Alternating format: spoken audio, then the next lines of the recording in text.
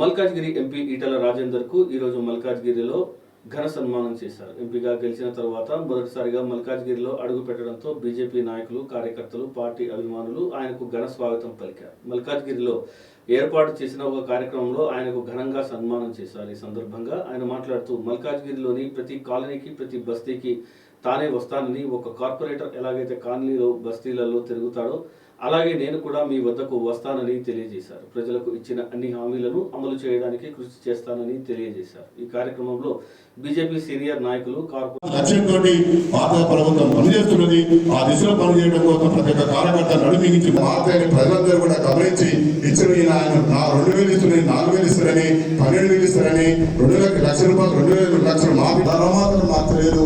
ఎక్కడికక్కడి భారతీయ జనతా పార్టీలో జరిగేటటువంటి పనులు ప్రజా సమస్యలను మనం పూర్తిగా కూడా ఉద్యమ రూపం తీసుకొచ్చి, ఆందోళన రూపం తీసుకొచ్చి నడిపి నిర్వాహక ధన్యవాదాలు తెలియజేస్తూ ముగిస్తున్నాను.